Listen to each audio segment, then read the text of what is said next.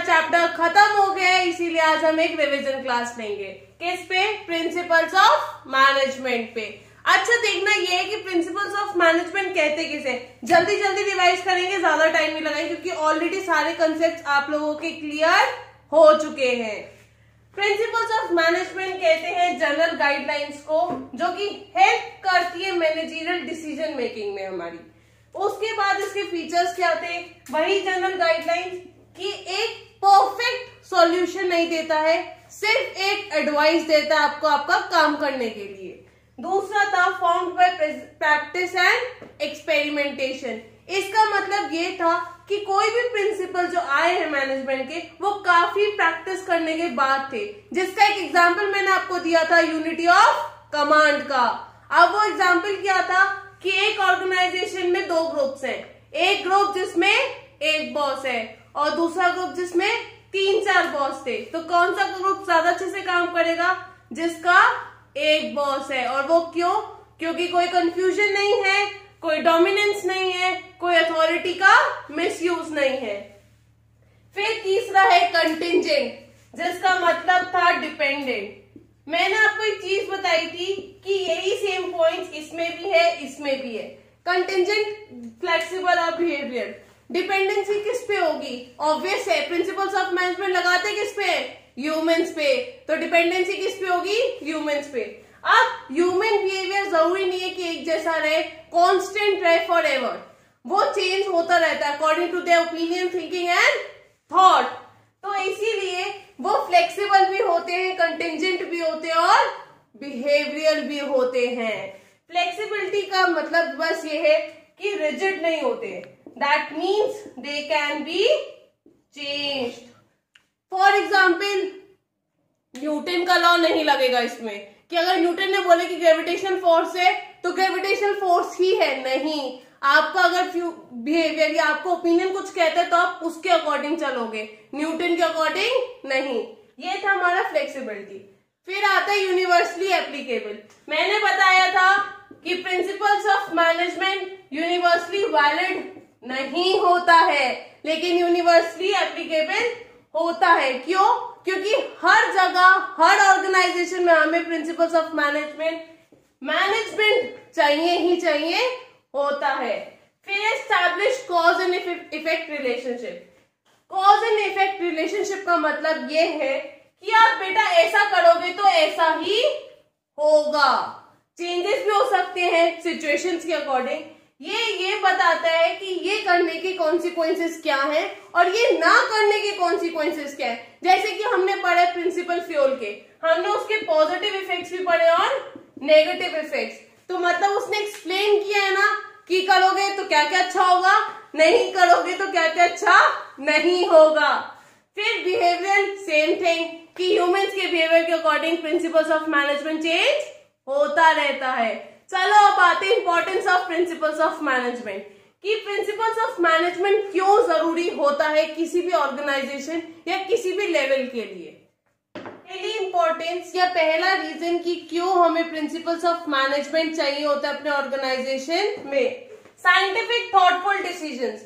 जिसका मतलब ये है कि ये ब्लाइंड फेथ नहीं करते हैं, they are free from bias and जो भी है वो ऑब्जर्वेशन या फिर वो ऑब्जेक्टिव पे ध्यान देखते हैं किसी भी सिचुएशन की। दूसरा, मीटिंग चेंजिंग एनवायरमेंट रिक्वायरमेंट्स। हमने मैनेजमेंट में पढ़ा था कि मैनेजमेंट जो होता है वो एक डायनामिक फंक्शन होता है, यानी कि जैसे हमारे चेंज होता रहता है एनवायरमेंट, वैसे उसके साथ वो डील करने के लिए पॉलिसीज, प्लान्स वगैरह बनाता है। सिमिलरली प्रिंसिपल्स ऑफ मैनेजमेंट भी हमें हेल्प करता है कि जैसे जैसे हमारे एनवायरमेंट में चेंजेस अकर हो रहे हैं, रिक्वायरमेंट्स हो रही हैं, वैसे ही वो उनके साथ डील करना सिखाता है। तीसरा है फुलफिलिंग सोशल रिस्पॉन्सिबिलिटी। मैंने आपको एक चीज बताई थी कि जब बिजनेस हर एक रिसोर्स अपना सोसाइटी से लेता है तो उसकी भी जिम्मेदारी बनती है सोसाइटी को कुछ देना। तो ये रिस्पॉन्सिबिलिटी होती है मैनेजमेंट की कि वो सोसाइटी के वेलफेयर के लिए काम करे। जैसे कि काम कैसे कर सकता है? एम्प्लॉयमेंट बनाकर, ज्यादा से ज्यादा एम्प्लॉयमेंट क्रिएट करके, स्कूल्स वगैरह बना के, हॉस्पिटल्स वगैरह बनवाकर, और सबसे इंपॉर्टेंट पॉइंट कि रीजनेबल प्राइस पे करे, अपने goods and services sell out करे। समझ में आ गया। उसके बाद हमारी चौथी इंपॉर्टेंस जो कि थी कि manager actually principles of management provide करते हैं, उनको रियलिटी के साथ डील करना। चलो आगे पढ़ते हैं हम। Provide managers with useful insights into reality. इसका मतलब ये था कि एक्चुअली वो रियल लाइफ सिचुएशंस के साथ डील करना सिखाते हैं, जिससे कि वो अपनी बेस्ट ऑफ एबिलिटी के साथ काम कर सके, सिचुएशंस डील कर सके। वो हिट एंड ट्रायल मेथड को हटाकर वो ये कहते हैं कि कैसे आप अपने मैनेजमेंट के, अपने प्रिंसिपल्स के थ्रू आप इस सिचुएशन से निकल पाओगे। फिर नेक्स्ट था optimum utilisation of resources and effective administration. इसका मतलब ये है वो बिल्कुल भी नहीं चाहते कि कोई भी वेस्टेज हो या फिर ओवरलैपिंग हो।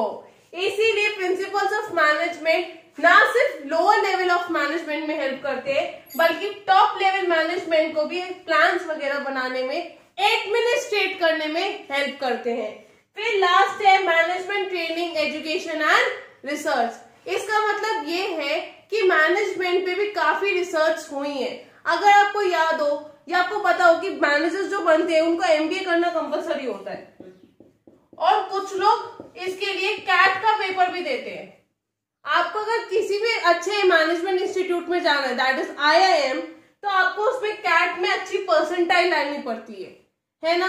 तो ऐसे हमारे एमबीए का मतलब कि मास्टर्स ऑफ बिजनेस एडमिनिस्ट्रेशन, ऐसे ही बीबीए है, bachelors of business administration.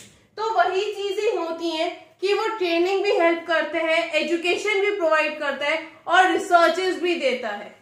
Starting से आपको प्रिंसिपल्स जो मैनेजमेंट के हैं वो आपको बेसिक पढ़ाए जाते हैं। अब हम पढ़ेंगे हेनरी फ्योल के 14 प्रिंसिपल्स जो उसने दिए थे, वो कौन से, और एकदम क्विकली रिवाइज करेंगे उसको। Principles of management by Henry Fayol. अब पहला प्रिंसिपल क्या है? Division of work. सबसे इजी और सबसे प्यारा प्रिंसिपल है। क्या है इस प्रिंसिपल का मतलब? ये प्रिंसिपल कहता है कि एक बड़े से काम को आप छोटे छोटे पार्ट्स में डिवाइड कर दो और उन्हीं की एफिशिएंसी के अकॉर्डिंग उनको काम दो। जैसे कि क्या हो, स्पेशलाइजेशन एक सक्सीड हो सके, हर एक पर्सन स्पेशलाइज कर सके अपने अपने काम में। अब आता अथॉरिटी रिस्पॉन्सिबिलिटी रिलेशनशिप। मैंने आपको इससे रिलेटेड टिप्स भी दी थी, जो कि एक बार मैं आखिरी वीडियो के आखिर में दे दूंगी। अथॉरिटी का मतलब क्या होता है? पावर। रिस्पॉन्सिबिलिटी का मतलब क्या होता है? हमारी जिम्मेदारियां। अब पावर और रिस्पॉन्सिबिलिटी के बीच में अगर कोऑर्डिनेशन होगा तभी तो काम हो पाएगा। क्यों? अगर पावर ज्यादा है रिस्पॉन्सिबिलिटी से तो पावर का मिसयूज होगा, और अगर रिस्पॉन्सिबिलिटी ज्यादा है पावर से तो डिले होगा काम। ये चीज समझ आ गई। यही इसके पॉजिटिव और नेगेटिव इफेक्ट्स थे कि हमें कोऑर्डिनेशन करना बहुत ज्यादा जरूरी है, तभी हम ऑर्गेनाइजेशन गोल्स को अचीव कर पाएंगे। एक चीज और है, हमें क्या करना चाहिए? हमें थोड़ी अथॉरिटी सबऑर्डिनेट्स को देनी चाहिए और थोड़ी अथॉरिटी अपने पास रखनी चाहिए, जिससे कि डिले भी ना हो और मिसयूज भी ना हो। तीसरा पॉइंट है डिसिप्लिन। अब ये वर्ड सुनते आपको स्कूल की याद आ रही होगी। डिसिप्लिन क्या है यार? कि स्कूल के रूल्स वगैरह फॉलो करो, सिमिलरली ऑर्गेनाइजेशन के रूल्स वगैरह फॉलो करो। अब डिसिप्लिन में वो क्या कहते हैं कि अगर पर्सन डिसिप्लिन होगा तो हमारी एफिशिएंसी काफी अच्छी होगी और वर्क भी काफी स्मूथली चलेगा। सीनियर्स वगैरह जो भी है हमारे या सुपीरियर्स वगैरह होते हैं, उनको एक फेयर और जस्ट वो रखना चाहिए अपना डिसीजन, कोई भी बायसनेस नहीं होनी चाहिए। फिर है subordination of individual interest over journal interest. इसका मतलब क्या है? इंडिविजुअल इंटरेस्ट का मतलब है कि पर्सनल इंटरेस्ट को सबऑर्डिनेशन देना चाहिए और ऑर्गेनाइजेशन इंटरेस्ट को इंपॉर्टेंस देनी चाहिए। अब वो कैसे दोगे? मतलब कि अपना खुद का इंटरेस्ट छोड़ के ऑर्गेनाइजेशन के के बारे में सोचना। अब मैनेजर क्या करता है, मान लो कि मैं मैनेजर की रिलेटिव हूँ, अब वो मेरे फायदे के लिए सोचेगा या पूरे ऑर्गेनाइजेशन के फायदे के लिए सोचेगा? उसको पूरे ऑर्गेनाइजेशन के फायदे के लिए सोचना चाहिए। क्यों? क्योंकि वो सिर्फ मेरे लिए ऑर्गेनाइजेशन के जितने भी स्टेक होल्डर्स हैं उनको रिस्क पे नहीं डाल सकता।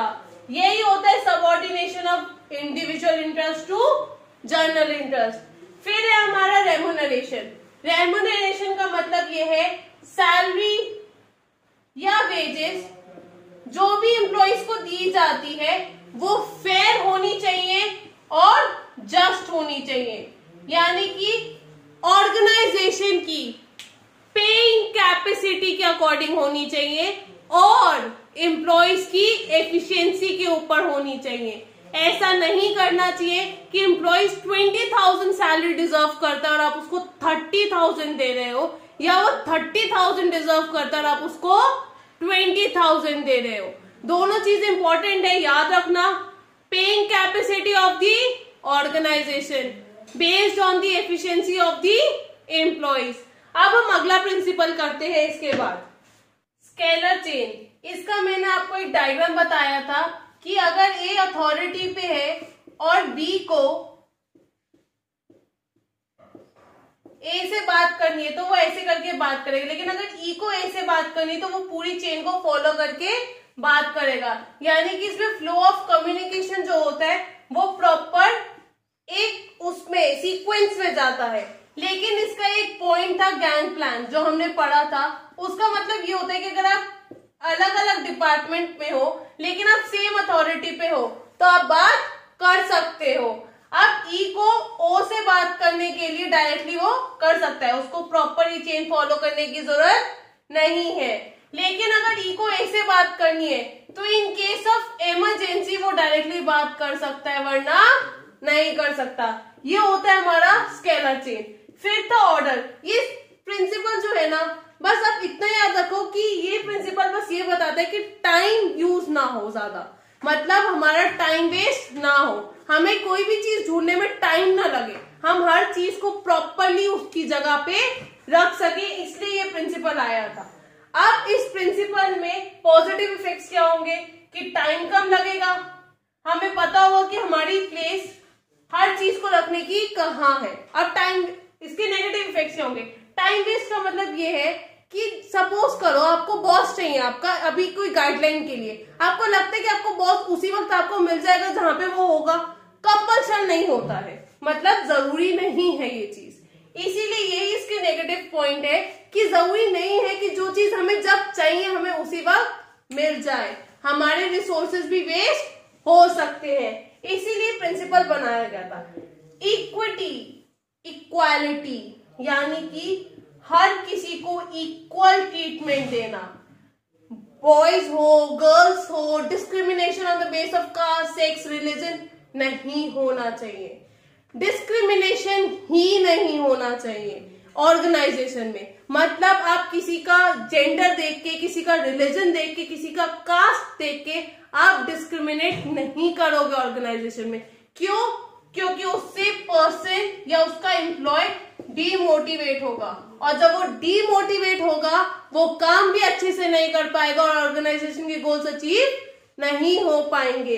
इसीलिए फ्योल कहता है कि इक्विटी होनी चाहिए ऑर्गेनाइजेशन में, मतलब सबको एक जैसा मानो। फिर है लास्ट हमारा इनिशिएटिव। इनिशिएटिव का मतलब है कि कुछ नया करना, एकदम से समथिंग न्यू, आप कुछ नया ट्राई करो। जैसे कि आजकल लॉकडाउन के टाइम पे हर कोई शेफ बन रहा है, नई नई चीजें ट्राई कर रहा है घर पे, तो ऑर्गेनाइजेशन में भी यही चीज है कि कुछ नया ट्राई करना। तो एम्प्लॉयज को इतनी फ्रीडम देनी चाहिए कि वो कुछ नया ट्राई कर पाए, वो अपनी क्रिएटिविटी, अपनी इनोवेशंस लगा सके काम करने पे। हमेशा उसके ऊपर रूल्स नहीं थोपने चाहिए कि हाँ ऐसे ही तुम्हें जॉब करनी है, नहीं, ऐसा नहीं होना चाहिए। और एक चीज, जब आप एग्जाम में करेंगे काम या एग्जाम में क्वेश्चन आंसर्स लिखेंगे, आप पे कोई भी प्रिंसिपल आते हैं, बिजनेस का कोई भी टॉपिक आता है, तो आप हमेशा कोशिश ये करना कि पॉइंट्स में उनका अटेम्प्ट करो, क्योंकि जितना पॉइंट्स में प्रेजेंटेबल दिखोगे अपने क्वेश्चन आंसर को दिखाओगे, उतना ही एग्जामिनर इंप्रेस होगा और उतने ही अच्छे से वो आपको मार्क्स देगा। चलो बाकी के 2 प्रिंसिपल्स रह गए मेरे ख्याल से। अब हमारा अगला प्रिंसिपल है स्टेबिलिटी ऑफ पर्सनल। इसका मतलब ये होता है कि एक फिक्स टेन्योर होना चाहिए किसी भी पोस्ट या पोजीशन पे, कि आप फ्रीक्वेंटली अपने कस्टमर्स को एम्प्लॉइज को एकदम से जॉब से ना हटाओ। क्यों? क्योंकि जो नए एम्प्लॉइज आएंगे उनकी ट्रेनिंग में भी आपको काफी खर्चा होगा, स्पेशली ट्रेनिंग क्या रिक्रूटमेंट सिलेक्शन के प्रोसीजर्स में भी काफी खर्चा हो जाता है ऑर्गेनाइजेशन के लिए, जो ऑर्गेनाइजेशन के लिए ही बुरा है। और दूसरी चीज, लेकिन अगर आप ये रखोगे कि अगर आप अपने एम्प्लॉइज को एक फिक्स टाइम तक के लिए रख रहे हैं उस जॉब पे, मतलब कि अगर 1 साल का कॉन्ट्रैक्ट साइन कर ले कि 1 साल तक तो एम्प्लॉय हमारी कंपनी में ही है, तो एम्प्लॉय क्या करता है, उसको एक जॉब सिक्योरिटी फील होती है कि हाँ 1 साल तक मैं इस कंपनी में हूं और अगर मैं अच्छा काम करूंगा तो मैं 1 साल के बाद भी इस कंपनी में रह सकता हूं। तो वही चीज है कि एक स्टेबिलिटी होनी चाहिए कि आप एम्प्लॉइज को फ्रीक्वेंटली ना हटाओ, एक फिक्स टाइम रखो कि हाँ इतने टाइम तक तो ये इस पोस्ट या पोजीशन पे वो करेगा। ऐसे ही एम्प्लॉय को बिलोंगिंगनेस फील होती है। अब नेक्स्ट है स्पिरिट द कॉर्प्स। इसका मतलब सिर्फ इतना होता है, यूनिटी इज स्ट्रेंथ। मतलब हम अगर एक साथ हैं तो हम जीत सकते हैं, अगर हम एक साथ नहीं हैं तो हम जीत नहीं पाएंगे। ये आई नहीं वी पे ध्यान देता है। अब आप सोच रहे होंगे कि मैम आपने बीच में कुछ प्रिंसिपल्स छोड़ दिए हैं। हाँ, मैंने इसलिए छोड़े हैं क्योंकि मैं उनको आपको एक अलग तरीके से रिवाइज कराना चाहती हूँ, उन प्रिंसिपल्स के बीच में डिफरेंशिएट करके। चलो बाकी के जो 4 प्रिंसिपल्स रह गए हैं उनको देख लेते हैं। यूनिटी ऑफ कमांड और यूनिटी ऑफ डायरेक्शन। इसका मतलब ये होता है 1 बॉस 1 सबऑर्डिनेट। इसका मतलब क्या होता है 1 हेड 1 प्लान। ये जो इफेक्ट करता है ये एक सिंगल इंडिविजुअल को इफेक्ट करता है, और ये जो इफेक्ट करता है ये इंटायर ऑर्गेनाइजेशन को इफेक्ट करता है। यानी कि अगर इसको आप फॉलो नहीं करो या फिर आप इसमें कुछ चेंजेस करोगे तो वो पूरी ऑर्गेनाइजेशन पे इफेक्ट डालेगा, लेकिन ये सिर्फ और सिर्फ एक इंडिविजुअल पे इफेक्ट डालेगा। दूसरी चीज ये होती है कि ये डुअल सबऑर्डिनेशन हटाता है, यानी कि एक बॉस का एक सबऑर्डिनेट। डुअल सबऑर्डिनेशन हटाना ये वेस्टेज और ओवरलैपिंग हटाता है, यानी कि ये ना हो कि एक काम इधर भी चल रहा है इस डिपार्टमेंट में, उस डिपार्टमेंट में भी वही काम चल रहा है, तो हमारे रिसोर्सेज ही वेस्ट हो रहे हैं। फिर एक होता है कि ये एफिशिएंसी से काम करने में हेल्प करता है, और यूनिटी ऑफ डायरेक्शन जो है वो आपके कोऑर्डिनेशन में हेल्प करता है ऑर्गेनाइजेशन में श्योर करने के लिए। तो ये कुछ पॉइंट्स थे जो यूनिटी ऑफ कमांड और यूनिटी ऑफ डायरेक्शन में डिफरेंस था। एक बार देख लेते हैं। इसका मतलब 1 बॉस 1 सबऑर्डिनेट, इसका 1 हेड 1 प्लान। ये इंडिविजुअल को इफेक्ट करता है और ये एंटायर ऑर्गेनाइजेशन को। फिर डुअल सबऑर्डिनेशन हटाता है, यूनिटी ऑफ कमांड। वेस्टेज और ओवरलैपिंग हटाता है, यूनिटी ऑफ डायरेक्शन। ये एफिशिएंसी इंश्योर करता है और ये कोऑर्डिनेशन इंश्योर करता है। उसके बाद हमारा एक लास्ट प्रिंसिपल बचा है सेंट्रलाइजेशन एंड डिसेंट्रलाइजेशन। अब देखते हैं कि उसका मतलब क्या होता है और उसके पॉजिटिव और एडवर्स इफेक्ट्स क्या है। सेंट्रलाइजेशन का मतलब होता है कि सारी अथॉरिटी, सारी रिस्पॉन्सिबिलिटी टॉप मैनेजमेंट के पास है। डिसेंट्रलाइजेशन का मतलब होता है कि सारी अथॉरिटी, सारी की सारी रिस्पॉन्सिबिलिटी लोअर लेवल मैनेजमेंट के पास है। ना ही कंप्लीट डिसेंट्रलाइजेशन अच्छा है, ना ही कंप्लीट सेंट्रलाइजेशन अच्छा है। इन दोनों के बीच में क्या होना चाहिए? कोऑर्डिनेशन, जिससे कि काम अच्छे से हो पाए। आप रूटीन वर्क जो है अपना, यानी कि डेली बेसिस पे जो काम करते रहते हो, वो आप डिसेंट्रलाइज कर सकते हो और जो आपको काम करना होता है, जैसे कि मेन काम है पॉलिसीज बनाना, स्ट्रैटेजीज बनाना, फॉर्मुलेट करना रूल्स और रेगुलेशंस, वो आप टॉप मैनेजमेंट को दे सकते हो। पॉलिसीज और ये आ गया आपका रूटीन वर्क, तभी काम अच्छे से होगा। अच्छा, इसके लिए एक टिप है, वो ये है कि इस पे जो पॉजिटिव और नेगेटिव इफेक्ट्स हैं वो बिल्कुल सेम अथॉरिटी रिस्पॉन्सिबिलिटी की तरह चलते हैं। किसकी तरह चलते हैं? अथॉरिटी और रिस्पॉन्सिबिलिटी की तरह। मैंने कहा था अथॉरिटी ज्यादा होगी रिस्पॉन्सिबिलिटी से तो क्या होगा? मिसयूज। लेकिन अगर अथॉरिटी कम होगी, रिस्पॉन्सिबिलिटी ज्यादा होगी, तब क्या होगा? डिले। ऐसे ही जब डिसेंट्रलाइजेशन ज्यादा होगा सेंट्रलाइजेशन से तो क्या होगा? मिसयूज। लेकिन अगर सेंट्रलाइजेशन ज्यादा है डिसेंट्रलाइजेशन से तो क्या होगा? डिले। यानी कि डिसीजंस लेने में और काम करने में डिले ही होगा। ये थे इसके नेगेटिव और पॉजिटिव पॉइंट। अब हम पढ़ेंगे एफ.डब्ल्यू. टेलर की प्रिंसिपल्स और उसकी टेक्निक जो उसने दी थी, और उसको भी ऐसी जल्दी से रिवाइज कर लेते हैं। प्रिंसिपल्स ऑफ साइंटिफिक मैनेजमेंट ये किसने दिए थे? एफ.डब्ल्यू. टेलर ने।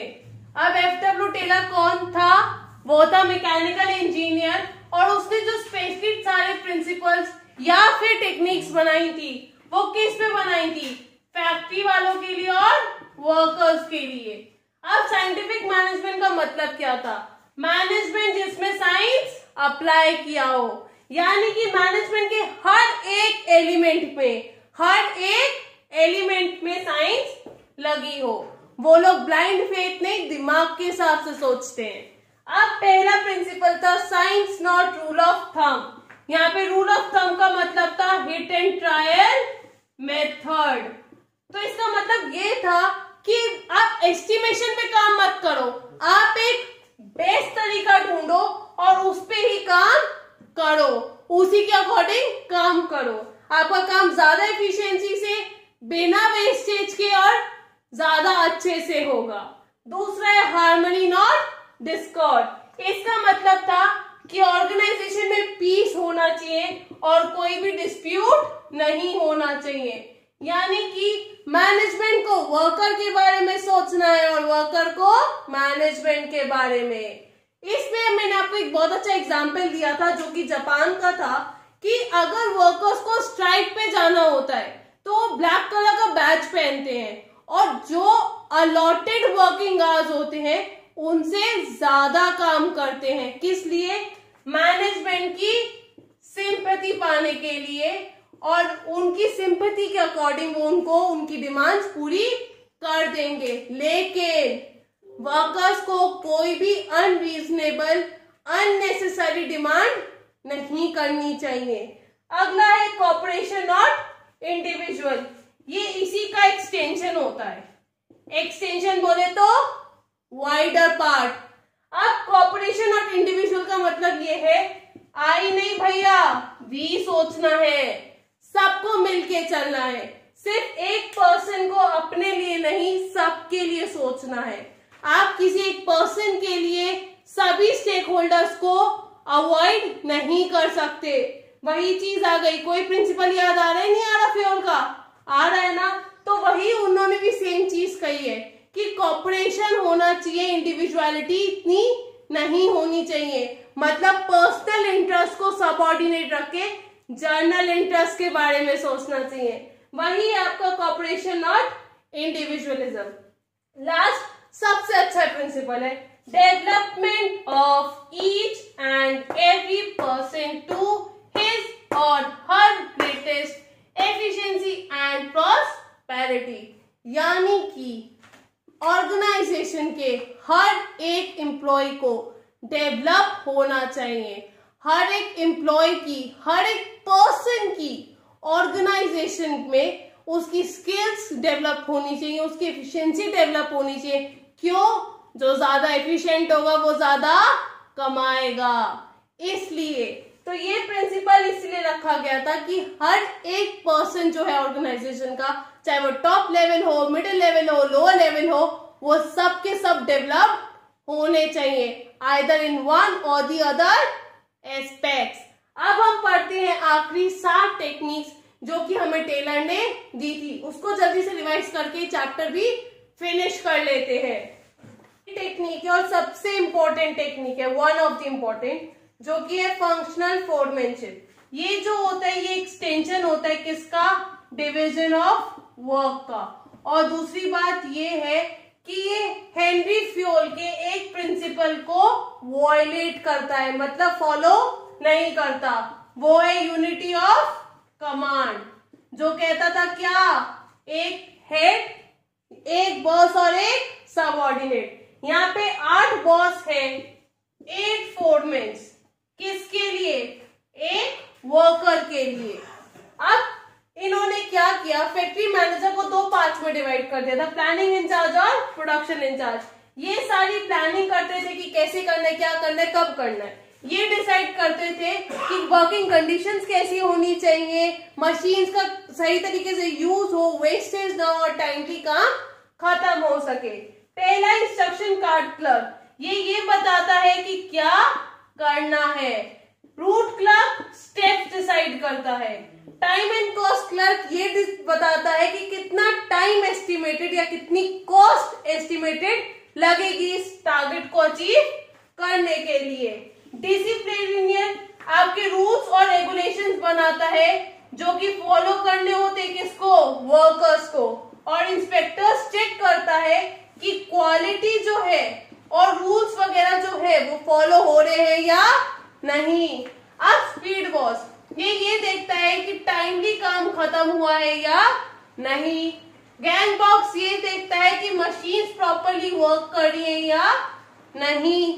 रिपेयर बॉस देखता है कि वर्किंग कंडीशन जिसमें ये वर्कर्स काम कर रहे हैं वो सही है या नहीं।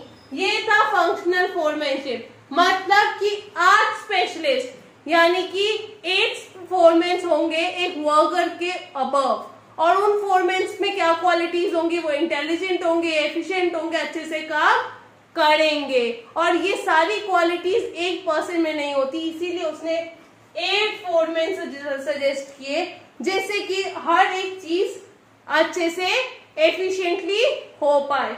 अब हम आते हैं अपनी अगली टेक्निक पे जो कि है standardisation and simplification of work. अब सेकेंड है standardisation and simplification of work. Standardisation का मतलब है कि एक स्टैंडर्ड सेट करना काम करने का, जिससे कि काम जल्दी हो, टाइम कम लगे, क्वालिटी और इम्प्रूव हो पाए। सिंप्लीफिकेशन का मतलब होता है अपने काम को इजी करना, और ये मेथड नोकिया, माइक्रोसॉफ्ट, काफी कंपनीज ने अप्लाई किया था। स्टैंडर्डाइजेशन और सिंप्लीफिकेशन कॉम्प्लीमेंट्री होते हैं। जब आप काम को स्टैंडर्डाइज करते हो आपको उसको सिंप्लीफाई भी करना होता है। ये नहीं कि आपने एक हाई टारगेट रख दिया जो वर्कर्स अचीव ही नहीं कर पा रहे। जब आप उनका काम इजी करोगे, समझाओगे ढंग से, तभी तो वो समझ पाएंगे। इसलिए स्टैंडर्डाइजेशन और सिंप्लीफिकेशन हाथों हाथ चलते, गो हैंड इन हैंड। फिर है मेथड स्टडी, वही सेम चीज, एक बेस्ट तरीका ढूंढो और उसके अकॉर्डिंग काम करो। फिर है टाइम स्टडी। टाइम स्टडी का मतलब ये है कि एक्चुअली कितने अमाउंट से या कितनी फ्रीक्वेंसी से एक वर्कर रेस्ट लेता है। क्योंकि अगर मान लो कि अगर लंबे वर्किंग आवर्स हैं, आपको लगता है कि बिना रेस्ट लिए कोई गेहूं के बेल की तरह काम करता ही जाएगा, करते जाएगा और कुछ फर्क नहीं पड़ेगा, नहीं। जब एक कोल्हू के बैल की तरह कोई इंसान काम करता है तो उसकी एफिशिएंसी कम हो जाती है। क्यों? क्योंकि उसको प्रॉपर रेस्ट नहीं मिलता। जब एक पर्सन 8 या 6 घंटे काम करने का रेस्ट लेता है और फिर वो काम वापस शुरू करता है, वो ज्यादा अच्छी एफिशिएंसी से काम कर पाता है। तो वही चीज है, टाइम स्टडी ये देखता है कि फ्रीक्वेंसी अमाउंट कितना है रेस्ट इंटरवल्स का। ठीक है। फिर है मोशन स्टडी। मोशन स्टडी का मतलब है कि कोई भी अननेसेसरी अनप्रोडक्टिव मूवमेंट्स ना हो, प्रोडक्टिव मूवमेंट्स ही ले पाए। जिसके लिए मैंने आपको एग्जांपल दिया था कैंटीन का, कि ऑर्गेनाइजेशन में कैंटीन इसलिए बनाया जाता है कि उनके अनप्रोडक्टिव और अननेसेसरी मूवमेंट्स को खत्म किया जाए। समझ में आ गया? अब एक लास्ट टेक्निक बची हमारी जो कि काफी अच्छी टेक्निक थी, differential piece wage system. Actually ये होता क्या है? हम पढ़ चुके हैं, लेकिन एक छोटे से एग्जाम्पल से इसको कंक्लूड कर दूंगी और यही हमारा रिवीजन खत्म हो जाएगा। चलो लास्ट टेक्निक पढ़ लेते हैं। पीस वेज सिस्टम ये इसलिए बनाया जाता है कि डिफरेंस हो सके एक एफिशिएंट और अनएफिशिएंट या नॉन एफिशिएंट वर्कर्स के बीच में। नॉन एफिशिएंट कह लो, लेस एफिशिएंट कह लो, उन दोनों के बीच में डिफरेंस होता है हमारा डिफरेंशियल पीस वेज सिस्टम, यानी कि वर्कर की एफिशिएंसी के अकॉर्डिंग उसको वेज देना। अब पहला मैंने एग्जांपल जो लिया था कि वेजेड सिस्टम है फर्स्ट, हमारे स्टैंडर्ड यूनिट्स कितने हैं 100 कि 100 यूनिट्स तो बनाने ही बनाने। एक वेज था कि ₹3 पर यूनिट हम देंगे उन लोगों को जो 100 से कम बनाएंगे, ठीक है, और ₹4 पर यूनिट देंगे उनको जो 100 से ज्यादा या 100 बनाएंगे। अब एक वर्कर था और एक वर्कर बी था, ए ने बनाए 80, बी ने बनाए 110। अब इसको कितने मिलेंगे 240, 80 into 3, इसको कितने मिलेंगे 440, 110 into 4। अब इन दोनों के बीच का डिफरेंस कितना है 200 का, और यूनिट का कितना डिफरेंट है 30 का, यानी कि 30 यूनिट की डिफरेंस की वजह से 200 रुपए की सैलरी में डिफरेंस आ गया। तो ये एक ही लिए क्या करेगा काम मोटिवेटर का, कि वो भी स्टैंडर्ड को क्रॉस कर पाए। इसीलिए डिफरेंशियल पीस वेज सिस्टम आया था कि एक मोटिवेटर एक इंडिकेटर का काम करता है और हेल्प करता है कि लेस एफिशिएंट वर्कर्स जो है वो ज्यादा अच्छे से काम कर सके। इसी के साथ हमारा ये चैप्टर आज खत्म होता है। That's all for today. Thank you, keep watching, do subscribe, like and share the video as much as you can. Thank you.